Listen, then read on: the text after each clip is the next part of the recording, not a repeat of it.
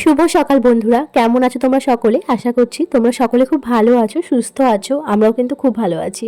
তো আমি সর্বাণী, আমার আরও একটা নতুন ব্লগে তোমাদের সকলকে জানাই আমার চ্যানেলে অনেক অনেক স্বাগত। সকালবেলায় মামামকে নিয়ে চলে গেছিলাম দুধটা আনার জন্য। তো গরু দুধ কিন্তু মামামকে আমি খাওয়াচ্ছি প্রায় ওর যখন 14 মাস বয়স চলছে তখন থেকেই। তো আমি কেমন করে মামাকে গরুর দুধটা খাওয়ানো অভ্যাস করেছি চলো তোমাদের সঙ্গে আজকে শেয়ার করছি। বাড়ির পাশেই কিন্তু আমি মিঠির জন্য দুধটা আনতে যেতাম, আর গাঢ় খাঁটি দুধটা পেয়ে যেতাম। তো তার মধ্যে একটুখানি জল মিশিয়ে দিতাম, কারণ গাঢ় দুধ তো তার জন্য কিন্তু একটু জল মেশাতাম, না হলে যদি কোনো রকম হজম শক্তিতে প্রবলেম হয় মিঠির, তার জন্য। আর খুব ভালো করে কিন্তু অনেকক্ষণ ধরে দুধটা ফুটিয়ে নিতাম। থেকেই মিঠির জন্য 250 করে দুধ নিতাম, এখনো পর্যন্ত কিন্তু 250 করেই দুধ নিই। তো প্রথম তো 100 করে দুধ খেত, যেহেতু বাটি চিনুকে করে খেত না, তো খাবারের সঙ্গে কইটুকুই বা যায়, তো মিশিয়ে মিশিয়ে অভ্যাস করানোর জন্য অমন করেই খাওয়াতাম। এই যে এখানটায় কর্নফ্লেক্সের গুঁড়ো আছে, তো কর্নফ্লেক্সের সঙ্গে কিন্তু আমি গরুর দুধটা মিশিয়ে তারপরে মিঠিকে আমি সকালবেলায় খাইয়ে দেবো। তো ওকে ভালো করে মুখ হাত পা ধুয়ে দিয়েছি, তারপরে এই যে খাবারটা ওর জন্য রেডি করছি, ওকে খাওয়াবো। তাই মিঠিকে খাওয়ানোর জন্য যখন আমি দুধ কর্নফ্লেক্সটা বানাই, কখনোই কিন্তু এর মধ্যে কোনো রকম মিষ্টি অ্যাড করি না, চিনি তো ওর কোনো খাবারে অ্যাডই করি না, আমি এমনিতেই কিন্তু এটা খাইয়ে দিই। কিন্তু মাঝে মধ্যে যখন দেখি মিঠি খাচ্ছে না একদমই, তখন কিন্তু এর মধ্যে খুবই সামান্য পরিমাণে একটুখানি আমি জ্যাগারি পাউডারটা অ্যাড করি, খুবই অল্প পরিমাণে। আর দেখো একটুখানি ড্রাই ফ্রুট পাউডারও মিশিয়ে দিয়েছি, এটা এখন মিঠিকে আমি খাইয়ে দিই। আজকে সকালে দুধ কর্নফ্লেক্সটা খাওয়াচ্ছি। রোজ রোজ কিন্তু দুধ কর্নফ্লেক্স আমি খাওয়াই না, যখন দেখি খুব তাড়াহুড়োর মধ্যে রয়েছি তখন খাইয়ে থাকি, বা নয়তো সপ্তাহে একদিন আমি একটুখানি ঘুরিয়ে ফিরিয়ে মিঠিকে খাওয়ানো পছন্দ করি। নয়তো আমাদেরই খেতে ইচ্ছা করে না রোজ রোজ এক খাবার, তাই জন্য কিছু খাবার ওর জন্য আলাদাই থাকে, সেগুলো একটু ঘুরিয়ে ফিরিয়ে মিঠিকে খাই। যখন আমি গরুর দুধটা খাওয়ানো অভ্যাস করাচ্ছিলাম, বয়স যখন মিঠির ছিল 14 মাস মতো, 14 মাসে পড়ার পর থেকে গরুর দুধটা খাওয়ানো অভ্যাস করাচ্ছিলাম, তখন সকালবেলা যখন মিঠি একবার ঘুমিয়ে যেত সকাল ওই 10:30 11টার সময়, তখন কিন্তু মিঠিকে আমি ঘুমের মধ্যে একবার আমি গরুর দুধটা খাইয়ে দিতাম, আবার কিন্তু খাওয়াতাম দুপুরবেলা লাঞ্চের পরে। তো লাঞ্চ করে যখন মিঠি ঘুমিয়ে যেত, তারপরে কিন্তু 1 ঘন্টা 1.5 ঘন্টা পরে ঘুমের মধ্যে একটুখানি আবার গরুর দুধটা বোতলে করে খাইয়ে দিতাম, তখন কিন্তু ঘুমের মধ্যে মিঠি খেয়ে নিত। কিন্তু এখন আর একদমই খেতে চায় না, এমনকি 14 মাস এই 15 মাস 16 মাস থেকে কিন্তু ঘুমের মধ্যে মিঠি আর একদমই কিছু খেতে চাইতো না, তাই জন্য ঘুমের মধ্যে আর ওকে আমি দুধ খাওয়াতে পারতাম না। যেহেতু গরুর দুধটা খাওয়া অভ্যাস হয়ে গেছে, তার জন্য কিন্তু গরুর দুধটাই মিঠিকে আমি খাওয়াই, খাবারের সঙ্গে মিশিয়ে মিশিয়ে বেশিরভাগটাই দিই।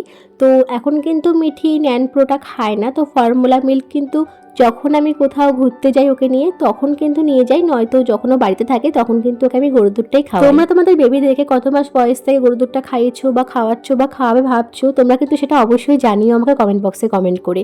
মিঠির যেহেতু এখন পুরোপুরি অভ্যাস হয়ে গেছে, তাই কোনো রকম সমস্যা হয়নি, ওকে খাওয়ানোর পর থেকেই দেখেছিলাম। তো অনেক বাচ্চার কিন্তু সেটা হয় না, অনেক প্রবলেম হয়। তো সেরকম যদি কোনো রকম প্রবলেম হয়, তোমরা কিন্তু অবশ্যই খাওয়ানোটা বন্ধ করো, ডাক্তারের সঙ্গে পরামর্শ করে। তোমাদের সঙ্গে শেয়ার করছি, মিঠিকে যখন আমি গরুর দুধটা খাওয়ানো অভ্যাস করাচ্ছিলাম, কখনোই কিন্তু ঘোষের থেকে দুধ নিইনি, যেহেতু অনেক গরুর দুধ মেশানো থাকে, তার জন্য আমি নিইনি। যদি কোনো রকম সমস্যা দেখা দেয় মিঠির, তার জন্য। তো আমাদের বাড়ির পাশেই কিন্তু একটা কাকিমাদের বাড়ির থেকে কিন্তু আমি গরুর দুধটা গিয়ে মিঠির জন্য নিয়ে আসছি। মিঠিকে খাওয়ানোর পরে চলে এসেছিলাম রান্নাঘরে নিজের খাবারটা বানানোর জন্য। আর দেখো মেয়ের কাণ্ড, আমার কোল থেকে কিছুতেও নামবে না, কোল থেকে নামিয়ে দিলেও কান্না করছে, যার জন্য ওকে কোলে নিয়ে আমার খাবারটা বানাতে হচ্ছে। আজকে একটু নিজের খাবারটা যদিও বানাচ্ছি, কিন্তু অন্যান্য দিন কিন্তু সেটাও বানাতে পারি না, পুরোপুরি আমাকে উপোস থাকতে হয় 12টা 1টা পর্যন্ত। খাবারটা নিয়ে চলে এসেছি ঘরে, আর মিঠিকে জল খাইয়ে দিচ্ছি। সকালবেলার দিকটাতে যেহেতু বাড়িতে কেউই থাকে না, তাই জন্য কিন্তু মিঠি প্রচণ্ডই কান্নাকাটি করে, আমাকে খুবই জ্বালাতন করে।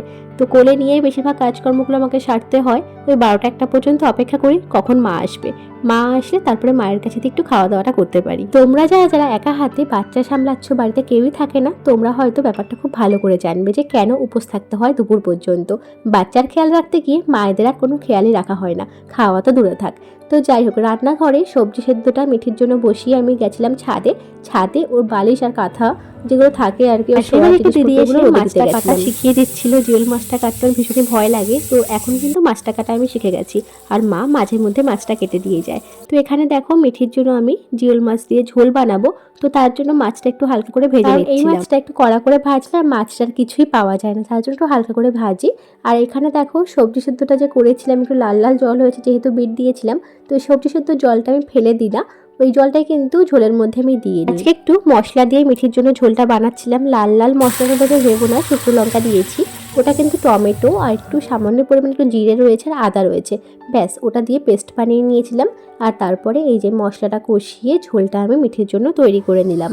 আর এই যে জিওল মাছটাও ঝোলের মধ্যে দিয়ে দিয়েছি। মামামের জন্য ঝোলটা আমি এমনভাবেই তৈরি করে দিই, মাঝে মধ্যে আদাটাকে একটু গ্রেট করে আর জিরে ফোড়ন দিয়ে কিন্তু একদম ঝোলটা তৈরি করি। আজকে একটু মশলা দিয়ে করলাম, খেতে কিন্তু খুবই স্বাদ হয়, খুবই হালকা পাতলা একটা ঝোল। তো মিঠির জন্য যখন মাঝে মধ্যে আমি ঝোলটা করি এমনভাবেই তৈরি করি। রান্নাগুলো করা আমার একদম হয়ে গেছে, মিঠির জন্য তো এখানটায় ঝোলটা রয়েছে। আর এখানে কিন্তু তার সাথে আমি লেবুটাকেও ছুলে রেখেছি, যেহেতু ওকে দুপুরে খাওয়ানোর পরে লেবুটা খাইয়ে দেবো। তো আগে থেকে ছুলে রেখেছিলাম রসটা করে, পরে আমি ওকে খাইয়ে দেবো। স্কুল থেকে চলে এসেছিল, মায়ের কাছে মামামকে রেখে এসেছি, তারপরে কিন্তু আমি স্নানটাও করে নিয়েছি। আর এখন মিঠিকে আমি দুপুরবেলার খাবারটা খাইয়ে দেবো। আজকে কিন্তু মিঠিকে খাওয়াবো মাছের ঝোল দিয়ে ভাত। একটা ভাত আর মাছের ঝোলটা নিয়ে এসেছি, মিঠিকে খাইয়ে দেবো। এখনো পর্যন্ত কিন্তু মিঠিকে আমি কোনো রকম মিক্সার গ্রাইন্ডারে দিয়ে কোনো খাবার পেস্ট করে খাওয়াইনি, তার জন্য কিন্তু মিঠির একদম পুরোপুরি জীবন অভ্যাসটা হয়ে গেছে। মুখের মধ্যে একটা কাটা গেলেও মিঠি বার করতে পারে। তো মিঠিকে খাওয়ানো হয়ে গেছে, যেহেতু সারা গায়েও রেঠু লেগে গেছিলো, তার জন্য জামাটাও ছাড়িয়ে দিয়েছি। তুই খাবি? মাকে হাম্পি দে, মাকে হাম্পি দে, লেবু দেবো। মিঠিকে দুপুরের লাঞ্চটা করে দেওয়ার পরে এখন কিন্তু মৌসুমীর রসটা মিঠিকে আমি খাইয়ে দিচ্ছি।